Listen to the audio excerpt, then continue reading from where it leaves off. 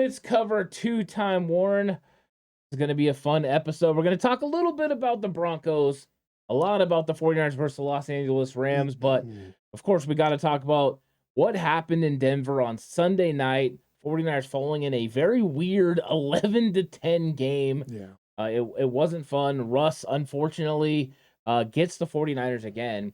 But what did you think of 49ers versus Broncos? What was your reaction to the game? Of course, me and you actually watched the game together.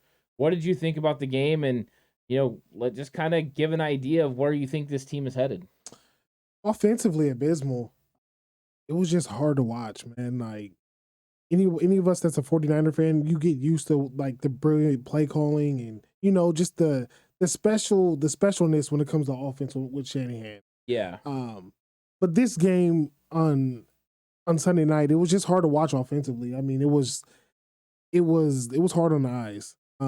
Defensively, it was beautiful, man. Like, if you're, throwback football fan, old school football fan that loves, like, low scoring games, brilliant defensive calls, just stuff like that. Like, that was the type of game that you love to see.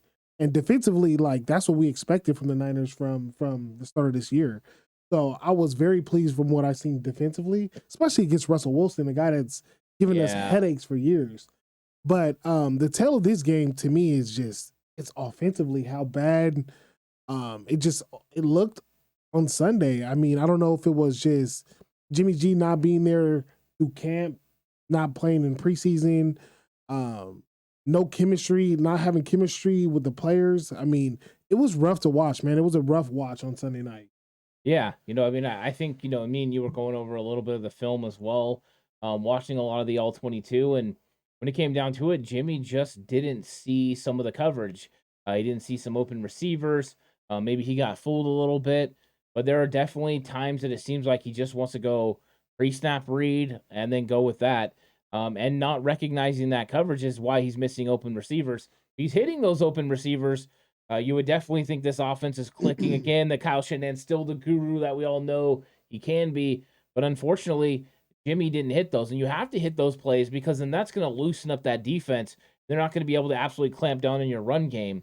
The 49ers were still able to get a bit of a run game going, but not to the extent that they had in weeks 1 and 2, which I think is going to be very pivotal for the rest of the season, making sure they have a run game. And we still have close to 6 weeks without Elijah Mitchell. They've got to get it done with Jeff Wilson Jr., Jordan Mason carried the ball one time. We'll see if he gets it again. Right. At some point, I do believe he was going to get another carry when Brindle had the bad snap with Jimmy Garoppolo. So I think he will get an opportunity. But also the 49ers walk away with some injuries from this game as well, including Trent Williams. He's going to be out for a significant amount of time. You find out Eric Armstead's injury is actually plantar fasciitis.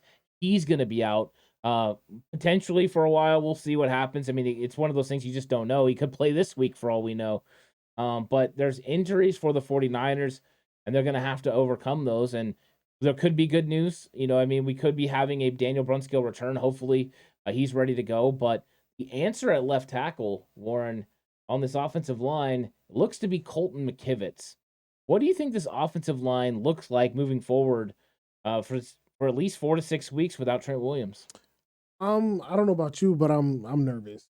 I'm definitely nervous. I mean, in today's NFL, I mean, everybody's defense is built up front, so everybody has a bookend or two bookends. So without Trent Williams, the number one left tackle in the league, it's going to be a problem, and I'm definitely worried about it going forward. I mean, this week you're playing Aaron Donald. He predominantly plays inside. Yeah. He's like the main factor you really look for on this Rams defense, but I mean, still, like, Trent Williams is the leader out there. Like, all the guys look to him across the line, and not having that leader out there on the field, it's definitely a problem. And then, I mean, if you look across the league as well, most teams are built with athletic quarterbacks. The Niners, we got Jimmy G. Jimmy G's back at the helm, and he's not the most athletic quarterback. I mean, in a broken play, he could scramble for a few yards or not, but you don't look for him to scramble as much. So losing Trey Lance is really going to hurt us even more, not having Trent Williams, because when you have those sandlot plays, those plays where everything breaks down, you kind of look for your quarterback to make a play. And without Trent Williams, and without having a athletic quarterback, man, it could spell trouble. Yeah, it was just in 2019 that the 49ers suffered injuries along their offensive line. They had Laken Tomlinson at left guard, but, Joe Staley got hurt. Mike McGlinchey got hurt at right tackle, and they had to go with Daniel Brunskill and Justin Skule, and they were able to continue to win because they had an extremely good run game going. I don't know if that's going to be the case. Now, that is what your reliance needs to be on because Colton McKivitz is a good run blocker. So his strengths automatically are run blocking. Now, for everyone on this offensive line, that's pretty much how it goes. Their strengths are run blocking. Absolutely. I worry about Brendel's strength overall, but his quickness is not being questioned. He's able to get to the second level and get to contact. Just isn't able to hold those blocks. I do have a little bit of concern about this offensive line as the 49ers start facing third and long situations. If you're going to consistently face third and long, we're going to put Colton McKivitz in situations where he's got to get into a traditional pass set, him and Mike McGlinchey. That doesn't spell success for the 49ers overall. That's the part I get worried about. Now, you're right. Aaron Donald doesn't predominantly play outside. However, in the NFC Championship game last year, they did put him on Colton McKivitz sometimes. Here's the difference. Last year, though, they had Von freaking Miller. And Von Miller was huge to go, with their other edge rushers that they had. They don't have as much talent at the edge rush position. They gave up an edge rush talent to get a, Bobby Wagner, which helps their run game, helps their run defense. But I think actually putting Aaron Donald out on the edge on early downs would hurt them. The 49ers would be able to run the football up the middle. So I think it is one of those things where you might be able to get by against the Rams because they don't have Miller. Against Miller, I think this would be really a struggle for the Niners, but it could be a good matchup for them overall, defensive line-wise. But that's saying that Aaron Banks and Spencer Burford are going to be able to help handle Aaron Donald, and I'm really worried if Donald ends up with some situation where he's on Jake Brindle. Yeah, like I said, I'm definitely worried about it. Honestly, I think the way Shanahan's going to attack this is like he has done in the past. Like I think he's going to take the pressure off the passing game. Get creative with the running game and have jet sweeps, right? Yeah. Jet sweeps and just creative ways and getting rid of the ball quick. Yeah. 3-step drops, screens, bubble screens, stuff like that, just to take the ball out of Jimmy's hands so Aaron Donald's not creating havoc in the backfield because, nobody in the league could block this man. You know what I mean? Like, he's just... Daniel Brunskill. If there is anybody, it is Brunskill. Yeah. But yeah, I definitely expect Shanahan to get creative just to mix things up. And Shanahan just knows how to play the Rams. He knows how to play call. And it seems like every time the Rams come on the schedule, like Shanahan just hits a groove, like automatically. So I definitely expect him to get real creative this game and, take some pressure off Jimmy G in that passing game. Yeah, it was just last year that the 49ers were struggling on offense going into that Monday night game versus the Los Angeles Rams. And then the 49ers reeled off 31 points and blew them out. They really took care of business. And the way they did it was they used a unique run game. Some of the screen passes take pressure off their offensive line. And that was kind of how they went about it. Now, they also had to adjust to moving Jeff Wilson Jr. in motion to kick out edge rushers and ends. By kicking those guys out, those outside linebackers, they were able to run inside. Now, when they added Von Miller after that, it made it a little bit more difficult, but that's how the 49ers went about it. Later on, what the 49ers started doing, instead of having Jeff Wilson Jr. just kick out that edge rusher, sometimes he would go up and hook him, and then they would go outside. That was their variation. That got to the Rams in Week 18. The 49ers were able to use that on them. When it came to the NFC Championship game, the Rams were kind of ready for all of it. Now, the 49ers were still winning by 10 in the fourth quarter. They were doing enough. Their defense is probably a little bit better, which I'm sure we're going to talk about here in a minute. But I wonder what kind of scheme the 49ers come up with. The little thing they haven't showed the Rams yet. They've always got something ready for this Rams defense who will employ 6, 7 defensive guys on the line of scrimmage if needed. Now, I scream every time I see 6 or 7 guys on the line of scrimmage. There's 2 options. If you have 6, they don't have enough guys on the outside. Run the toss plays outside. Those win every single time against that set. Or secondly, throw the football. And you might have to just put some trust in Jimmy Garoppolo, which I'm sure is going to scare a lot of people. But every other team in the NFL that has an NFL caliber starter, they throw the football when they get an 8 and 9 man box. You just have to be able to do that to loosen it up. If not, it's going to be a long day. I agree. And the Niners have to stay out of third and long situations. Yeah. Have to. It's going to be pivotal for this game. Yeah, so let's talk about Jimmy G. Winning with Jimmy G at quarterback, because as much as we'd like to talk about what Trey's offense would have done or if Trey would have beat the Broncos, Trey's not going to be playing the rest of the year. It's going to be Jimmy G. It's not going to be Brock Purdy. Right. As much as people call for it, it's not happening. Stop it. It's going to be Jimmy. Unless this goes off the rails and the Niners lose like the next 10 games, then why not turn it over to the kid? But that's not going to happen either, not with this defense. But Jimmy Garoppolo at quarterback, Warren, what is the recipe for success to win with Jimmy G? Run the ball. Yeah. It's run the ball. I mean, with Jimmy G, I mean, you have to dominate in the running game, and so much just plays off the running game, because if we're successful in the running game, then it just opens up everything after that. I mean, play action is just wide open. So to me, the number one thing with Jimmy is just it's stay ahead of the sticks. Like I said before, we can't get into third and longs. Like when it's third and long and the defense knows it, they're just gonna pin their ears back and they're coming after us. And you got to make Jimmy make decisions. And that's when you have the Niners where you want them. But when the Niners are running the ball, we're getting about 5 yards a pop. We're staying ahead of the sticks. We're not in third and long. The defense don't know what's coming. So for me, the main key for the Niners to win with Jimmy is just we gotta run the football. Yeah, I think it's going to be a lot about how Kyle Shanahan figures out how to get different personnel groupings out there. So one of the ways to be able to attack a defense like the Rams is you want them to have their base personnel on the field while you have skilled players that can win. You have a Kyle Juszczyk that's able to catch 24-yard passes down the field while toe tapping along the sidelines. Not very many people have that. No. But if you have Kyle Juszczyk, George Kittle, and a running back, if that's Jeff Wilson Jr., on the field at once, you have an opportunity to get them in base sets with matchups that you like. We saw them use Deebo Samuel down the sideline against a linebacker for a big play down the field. I think those are key ways. So it's going to be about Kyle Shanahan putting guys in position with personnel groupings and formations to get matchups he likes. It's not so much a focus on the run game, which I know would be the normal thing you would want to say with Jimmy, but it's about getting those matchups and then executing. Because what you want to do now is take the pressure off the offensive line and Jimmy Garoppolo. One of the easiest ways to do that is to go outside and run those tunnel screens, the smoke screens. That gets the ball out quick. The offensive line doesn't have to worry. But also, if you can do that, but add an extra layer. So the next layer needs to come is they need to go ahead and act like they're running those screens and then take a shot down the field.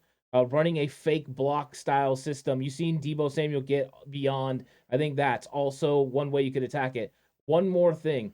Corners do run a little bit of RPO. If you put Jimmy Garoppolo in the shotgun and you run an RPO, if that linebacker moves, you can normally throw that ball to that open receiver. Here's the problem. They've been running that robber look. So now it's time to change the read and have somebody run an RPO, but make it an actual play where you don't send your offensive lineman down the field, but give that same sort of a look, and then have your running back break up the field and take advantage of that robber. I think that could be something the 49ers could go to attack. I agree. And I would love to see more double moves in the secondary. Yeah. Because when the Niners, most teams that play us, they just come up to the line of scrimmage. When they see Jimmy G, they don't really expect him to beat you over the top. But I mean, we've seen a little bit of it in the playoffs when we played the Dallas Cowboys, where the double moves it was killing them. You know what I mean? Like it was brilliant, because like I said, when we go into this game against the Rams know us. You know what I mean? We know the Rams. The Rams, they don't think Jimmy G can beat them over the top, but a double move, to me, it just be open all game. So I would love to see more stuff like that implemented in a game plan for the Rams, especially in division teams that know us so well. But I always fall back to the running game with Jimmy G, man. I hope we have the running game going with Jimmy G as quarterback. It's definitely a lot easier. When you talk about the double moves, the one thing that you have to make sure you have if you're going to run double move is time. Yeah, absolutely. This offensive line has to promote a nice pocket around Jimmy Garoppolo so he feels comfortable to be able to throw. Because if he starts getting someone in his face, now he can throw with a player in his face. He's proved that multiple times. He'll take a hit, but he likes to kind of get a little bit of happy feet and then doesn't get his full body into the throws. And if he's trying to throw those double moves down the field, he needs to have his lower half involved and be able to really torque his body, get the ball down the field. Talking about arm fatigue is never a good sign with a quarterback that didn't have a full training camp. So right. I think there are opportunities for those. I'm sure Kyle will try to dial some of those up as the game goes on. But how these edge rushers and outside linebackers play against this 49ers team is going to dictate the success that Jimmy Garoppolo has. If they have to commit to stopping the run, Jimmy's going to be able to get outside the pocket with rolls and half rolls and then be able to locate receivers downfield. Let's see what Kyle ends up scheming up. There is ways to win with Jimmy Garoppolo. Of course, the easiest way is just to run the freaking football successfully. And if that happens, that's good for Jimmy. That's good for Colton McKivitz and Mike McGlinchey. But there's other ways to do it as well. And Kyle's got to find as many creative ways as he can. And I think a lot of that goes into his personnel, using them in the ultimate ways that he can. I think we could also see a little bit of misdirection. Get Debo going one way with the run game, come back with Danny Gray or Brandon Ayuk on a little bit of a counter play like they ran in 2019. Those things are going to start coming up as the defenses get more aggressive trying to stop the 49ers run game. Agreed. Now let's talk about this defense, because dang, this defense is good. I think they're championship caliber.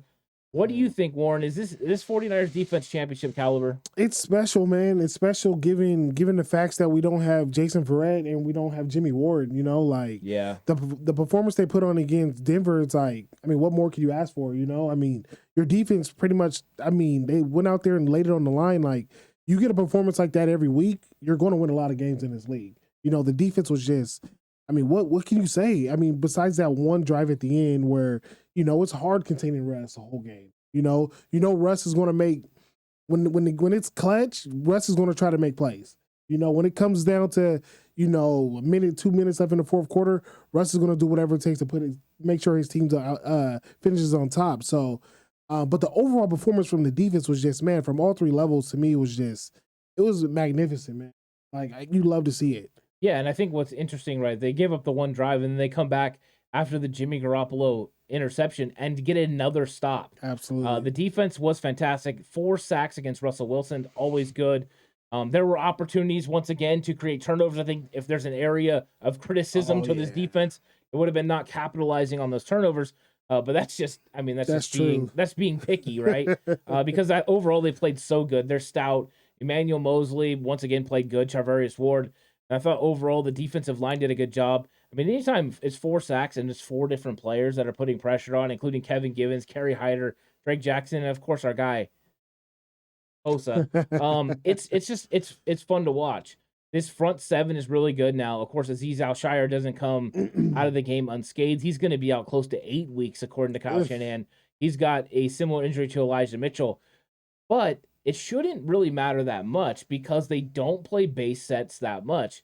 Now, they did play him a lot in this game, and especially the Broncos down the end of the game, knowing that Azeez is out, they put the 49ers in base 4-3 and made Demetrius Flanagan-Fowles come in and play. He played 21 snaps. The week before, just to show you what I'm talking about against Seattle, Azeez played 19 snaps.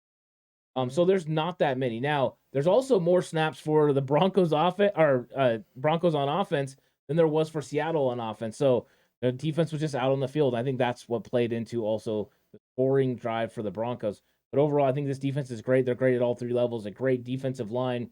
It almost held under 100 yards without Eric Armstead, which is fantastic. Right. Linebacker group is great. Dre Greenlaw was all over the place making plays. Fred was doing everything that he needed to do. And then the secondary continues to play well. Yeah, I think you bring up a great point, though, with the whole turnover situation. I mean, we had a few opportunities where it'd have been clutch if we got those turnovers where Melvin Gordon, I believe he fumbled a couple of times.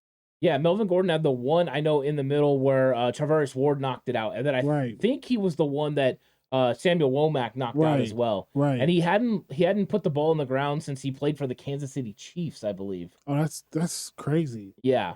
But that would have been, I mean, if you get those two in like 2018, I don't remember.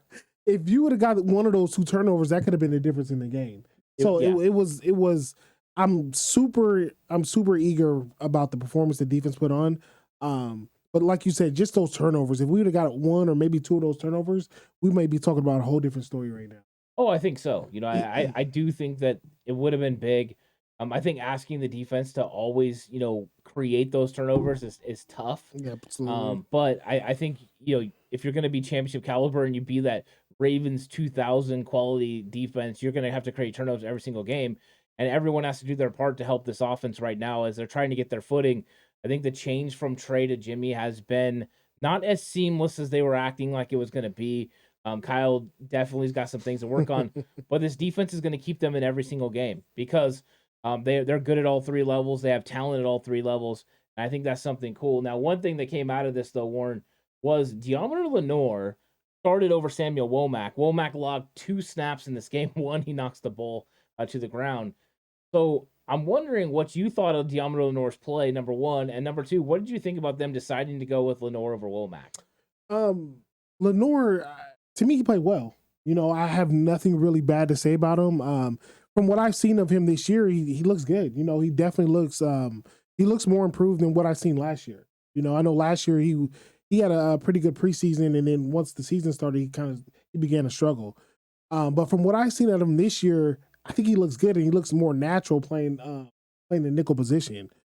This week, they're gonna have their hands full. Either if it's Womack or if it's Lenoir against, everybody knows the man, the myth, the legend, Cup. So he's gonna have his hands full this week. But I was definitely confused on why he got the start over Womack. I mean, sometimes we go into games we're expecting to see this player, and that player doesn't roll out, and you're just like, okay. Then the ball starts rolling in your head, like, what's going on? Is he in the doghouse? Is he not practicing hard, a la Ayuk? Like, what's the issue? Like, everybody was surprised to see Lenoir roll out there with the one. So, but from what I seen from Lenoir, I was intrigued. He played well. But the Niners definitely have a problem, a good problem, because I mean, you have Verrett that could play the nickel, then you got Womack, and you got Lenoir. So it's like, man, I mean, the Niners are going to have to figure that out, what they're going to do with that. But I was definitely surprised to see that turn of event. I was surprised as well. They hadn't really moved Lenoir to the nickel corner spot, until late in the process. He got some time in the preseason. I thought he looked pretty good. But Womack had appeared to have taken the spot. Now, I had made a couple of comments over the last couple of weeks that I thought Womack missed on a few plays. No one's going to talk about that though, because everyone really likes Womack, and me included. But they kind of gloss over some of his mishaps. I think Womack is a really good player, but he's not as good a tackler as Deommodore Lenoir. When you get into a game like this, you're going to play a physical team. You want to have a guy that can make a lot of those tackles. So it made sense to go with Lenoir. Kyle Shanahan just blatantly said Lenoir's looked really good in practice, so we decided to go with him, and I thought he played really good. Basically, Deommodore Lenoir outplayed Samuel Womack and took the job. That's basically what Kyle Shanahan's saying, and that's okay. You know what both of these guys are? 5th-round picks. Deommodore Lenoir has one extra season playing in the NFL than Samuel Womack, who's a rookie. Womack's coverage skills are probably better than Lenoir's overall, but Lenoir adds added aspects that you don't have with Womack, including tackling. Now, Womack, though, 2 plays, gets the ball put on the ground. That's just something he does. He has a knack for causing potential turnovers. So I don't know if that's going to end up, causing him to eventually get himself back in the lineup. But one thing I do know, because you brought up like work ethic and all that, Womack is one of the hardest workers I've seen at training camp. He's always one of the first guys out working. So I don't think he's going to get outworked. I think he just got a little bit outplayed, and that could be some of his greenness of not understanding the scheme all the way. And also just kind of the matchups. But it was an interesting thing overall to see Lenoir out there. Wonder if it continues, because you're right. Cooper Kupp is looming. Tyler Lockett got some good yardage in week 2. It could have been another reason they decided to go with Lenoir. We'll see who gets tasked with the plan of taking away Cooper Kupp. Probably going to be a multitude of guys, so this is going to be interesting overall. The one thing, like you brought up, though, Jason Verrett, Kyle Shanahan said they're getting close. Verrett and Jimmy Ward, window could be opened as soon as after this football game. So next week, we could start seeing conversations about Verrett and Ward practicing, which means their return could be on the horizon, which is good news. And of course, it'll be a 3-week window that they have open. They can bring them back at any point then. It means at least they could be back by Kansas City, which that would be really nice. We'd probably need them then. That would be ideal. That would be ideal. That would be wonderful. And let's talk about 49ers versus Rams. We talked about Cooper Kupp a little bit, and we're going to talk about Niners' biggest concern. Is Cooper Kupp the biggest concern, or what's the biggest concern for the 49ers? When you're talking about the Rams, there's 2 guys you have to name. There's Aaron Donald and it's Cooper Kupp. I mean, those are 2 of the guys you have to worry about. Matthew Stafford really doesn't worry me. To me, he makes mistakes. Yeah. Like, as the game goes on, you expect, okay, when is Matthew Stafford going to make the mistake? And 10 out of 10 times, he's going to make that mistake, that costly mistake. So I really don't worry too much about him, but Kupp and Donald are their headaches, because the guys they go crazy. And Cup, he's hasn't really killed us in the past. Like he hasn't really, like you see him like during the season against some of these other teams, and he really has big days. Against the Niners, he hasn't really had a monster day, but he could really hurt us. He's one of the players that could really hurt us. So on offensive, for defense, he's the one that really worries me the most. And then Aaron Donald, I mean, I don't even really need to explain it. I mean, the guy is just a problem to deal with from kickoff. You know what I mean? Aaron Donald is just a beast. There's a reason why this guy is what is he, the 3-time defensive MVP player of the year? Yeah. So those are to me the two biggest issues the Niners have going into this week. But we know the Rams. The Rams know us. We played them 3 times last year. We got them twice this year. So you would think by now that the Niner coaching staff knows how to handle these two. Yeah, I think it's all about limiting Cooper Kupp, for the defense. They did add Allen Robinson, so they're going to have that effect. But they're without Van Jefferson. There's no Odell Beckham. So you're relying on Vince Skoranek, who's from Notre Dame. He was, he's been in the league now a year. So they got him, and then they got Powell as well, the speedster. So those are the guys that they're going to, ask to make plays. So the 49ers could go in, and if they're able to man up to take away Allen Robinson, if they can put Charvarius Ward and Emmanuel Mosley on them and take them away, they're going to be able to put 2 guys towards Cooper Kupp, because I don't think anyone thinks they're going to double Ben Skoranek and that any of these other guys can't handle him. I think that's a good matchup for the 49ers overall. Skoranek's not overly fast. He's not really slippery. So I don't think they have the wide receiver core to stretch you thin as far as the secondary. So it is Aaron Donald, in my opinion, because the 49ers are coming off an injury to their starting left tackle. Donald can cause all kinds of problems. And in the run game, a lot of times if Donald was lined up on the guard, then he could be blocked by Trent Williams. So you had help. You could help, especially Laken Tomlinson before, or Daniel Brunskill, who pretty much owned Aaron Donald for most of their competitions against each other. So I think that Donald is a wrecker of the inside, and I worry about him being able to create penetration and get into the backfield, especially if we get into any 3rd and long situations. I don't feel good about Aaron Banks and Spencer Burford going against maybe one of the greatest inside, defensive players in the history of the NFL. To me, that's always a bad matchup, especially for 2 young football players. Right. And going back to defense a little bit, I mean, we're going to find out about these nickels. Yeah. We're going to find out about Lenoir. We're going to find out about Womack. And so we're going to see. We're going to see, like, who is the man, to be honest. Is it Womack? Is it Lenoir? Because when you go up against Kupp, I mean, Kupp won the Triple Crown last year. Yeah. He had the most touchdowns, most yards, and most receptions. So when you line up against that guy, and I mean, you could hang with him, for a full game. Like, you'll earn your respect. So we'll find out today, this coming week, who's going to be the starter at that nickel position. Yeah, it's gonna be a fun matchup. I look for the 49ers to use a variety of other defenders to help bracket coverage Cooper Kupp at times.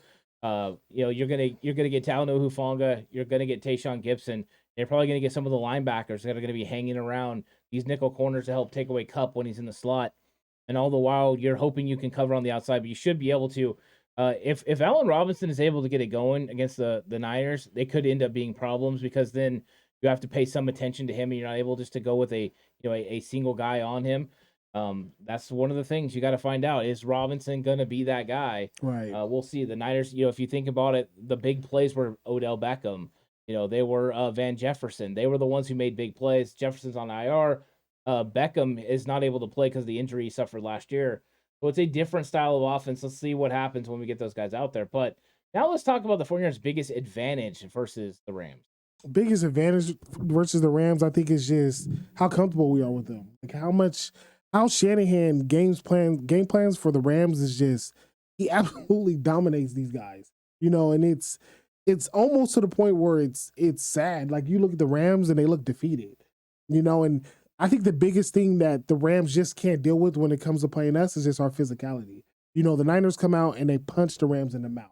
Like, they can't handle Debo. Debo's physical. He comes off especially when they run the jet sweeps, and you watch some of the highlights and how he's running over their players, and just, it's like, it's deflating to them, because they're not that type of team. They're more of a finesse team. So when the Niners come out and they just hit them in the mouth, like what we do is just, they curl up. You know what I mean? Like, the Rams are just, they're not just physically there with the Niners. So honestly, I think that's just our biggest advantage going into the game because we know what it takes to beat the Rams. We know you come out, you hit them in the mouth, you know the reaction you're going to get from them. They're not going to hit you back. They're just going to run and hide. So that's to me, I feel like our biggest advantage going into this game is just dominating them. I like that. I like the physicality aspect. I mean, it was them, right, that said they need to bring that physicality in week 18. Jalen Ramsey coming up, making the big hit on Debo. Debo doesn't even go down, He thought it was but he acts like he's Ronnie Lott, and he absolutely, laid him out. And I love Jalen Ramsey because I'm a Florida State fan. I've been loving Ramsey for a long time. But come on, kid. Come on. Now, Debo still snatched your chain, and you're the one that delivered the hit. I think you're right. The physicality is a big part of it. Right. There are other aspects that are going to play a part of this, and that's what I'll talk about. He's a physical player, is Juwan Jennings. I think Juwan Jennings is a huge advantage for the 49ers because Jalen Ramsey can take away one of these receivers. He can go in there and try to take away Debo or Brandon Ayuk or even George Kittle. That could be their goal. But after that is you start wearing thin on guys that can. There's no more Weddle. Now it's Taylor Rapp in the safety position. Is he going to be able to do it? You have a different starting corner on the other side. Them being able to match up with these guys, they're going to have safety help on whoever's opposite of Jalen Ramsey, which means if you occupy Bobby Wagner or the other safety with George Kittle, it means who's lining up on Juwan Jennings. I think that's a matchup issue. It proved to be a matchup issue in week 18 where he's wide open. He's making third down contested catches. All the while, he's big and physical in the run game. So if you get in that personnel setting, you can take advantage of their nickel corners. So I think Juwan Jennings is going to be big in this, and that's a lot of what you're talking about, the attitude, because nobody brings the attitude right now this season like Juwan Jennings. Absolutely. And another thing about this game, where I think the Niners have the big advantage is just like what's going on between the ears. Like the Rams, they know that they beat us how many times in the past 5-6 years? It's like one time in the last 7 matchups that the Rams have won, and it was the NFC Championship game. So it's a mental advantage. Like the Niners, we know we dominate them, and the Rams, they know they struggle when it comes to the Niners. So it's mentally we're in their head. They know like this is the game that they need to win. This is the game where they got something to prove. And that matters. That matters in these contests, especially when you're playing these division games. You know what I mean? Where the teams like they know each other so well, and McVay and Shanahan, they have the relationship that they have, but it's definitely in these players' heads and they're thinking about this. So that is another key I feel like to this game that's definitely going to come into play. Yeah, and when the lights have been shining the biggest against the Rams on Monday Night Football, and the Niners have been playing their best. It was just last year, Monday Night Football, and the Niners went absolutely ham on them. Oh, yeah. And took care of business. That's when you got Debo in the end zone, laying on his belly, kicking his feet, all that. It's just, I mean, the Rams are a good football team, but they lost 11 starters. One of the advantages that we didn't even talk about is Nick Bosa against this offensive line because Whitworth isn't there anymore, and without that big time left tackle, you're going to be able to get a nice pass rush. I mean, no Boom's not bad, but this offensive line has some weaknesses, and this 49ers defensive line is probably better. I wish Armstead was playing. I don't know for sure if he's out or not. We're going to find out as we get closer to game time, but having an inside presence is going to be important. So these other defensive linemen are going to have to do it. We'll see what happens, but I'm definitely excited. But Warren, come to that time for you to make your score prediction. 49ers versus Rams, Monday Night Football. Who you got? Oh, man. So I was wrong last week. I picked the Niners to win last week. To me, this is a big game. The Niners need this game. We can't go 1-3. We go 1-3. You're starting to look at this team like, can we really make it to the Super Bowl? Are we really a playoff team? Like, what happens from here? Oh, I feel good that we're back in Levi's. That's what I do feel good about. I think it's going to be an entertaining game. I don't think either team will win running away. I have the Niners winning. I have the Niners winning this game. I think we pull this one out. I'll say 23-20, San Francisco. I like that score. I mean, that's a good score. I think that the Rams would have had the biggest offensive output against this 49ers defense if scoring 20 points. I mean, the Niners have only given up 19. They're giving up just 9.3 points per game. It's tough sledding. That's why my game prediction is for the 49ers to win the game 20-16. I don't think the Rams get more than 20, but I don't think this 49ers offense is exactly going to get rolling either. I hope I'm wrong. I hope the 49ers offense just gets rolling. Hope Jimmy Garoppolo goes in there and just carves them up. I'm not sure that's going to happen, but I think that they make the necessary adjustments, and the 49ers walk out of this game feeling better about their season because they'll be 2-2, tied with the Los Angeles Rams for the NFC West, which means the Niners would be in first place. And I think if you told me after the first 4 weeks the 49ers would be tied for first place with 2 NFC West division wins, I would feel very comfortable about their chances to make the playoffs and overall win the NFC West. I agree. And then you're going into Atlanta, where Atlanta really doesn't put fear in you with Marcus Mariota. Yeah, it'll be Carolina, then Atlanta. Carolina, and then Atlanta. So you have two NFC South games where both teams they really don't put too much fear in you. You're dealing with Baker Mayfield and Marcus Mariota. So if we can get this win and then rattle off 2 more and get to 4-2, I would definitely like our chances, and I would start feeling more optimistic about this season. Yeah, that would make me feel a whole lot better about what's coming after that, because then it'll be Kansas City, the Los Angeles Rams again for the second and last time of the season, and then right after that bye week, the Los Angeles Chargers, which takes on a little bit of a different thought process right now. They're not playing very well, struggling, and they lost Joey Bosa, who had surgery on the groin, so we're not going to have Bosa versus Bosa, so. It does take on a little bit of a different makeup, but that's still a good football team. But that may have become a winning football game. Absolutely. With Herbert and the way that they're struggling. So 49ers need to take advantage of the wins that they can get. They did not with the Chicago Bears. They did not with the Denver Broncos because they should have won those. Hopefully they capitalize and beat the Los Angeles Rams. They definitely are capable. But we're not going to know until Monday Night Football. It's going to be a good one, Warren. Yeah, it's going to be a long wait. I hate waiting after losses. Yeah. I just want to get back to it so we can get back on the winning side of things. But I'd love to see it, man. The Rams on deck. We always turn our season around when the Rams are on. So that's right. Last year, they beat their big victory against the Rams. Right. Maybe this is the catalyst to get this season turned around as well. And maybe everything gets fixed.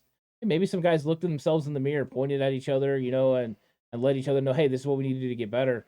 If they did, then this team can definitely move forward. They have the players to do it still. Even with the injuries, they still have enough talent to be able to win football games in the NFL and especially in the NFC West. We get Jimmy Ward back next week, right? Oh, we'll see. Jimmy Ward could be back. They're going to open that practice window.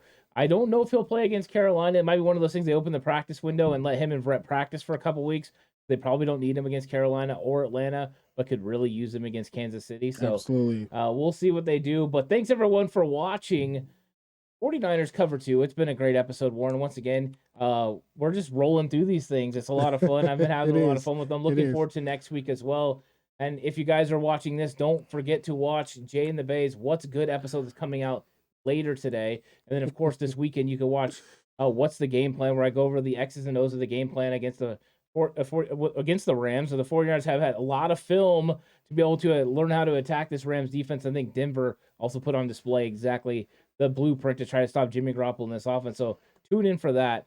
I think it's going to be a fun weekend. I'm looking forward to all of it. But Warren, another good one. Yeah, can't wait for next week. All right, guys. Well, thank you guys for joining us. We'll catch you guys on the next one.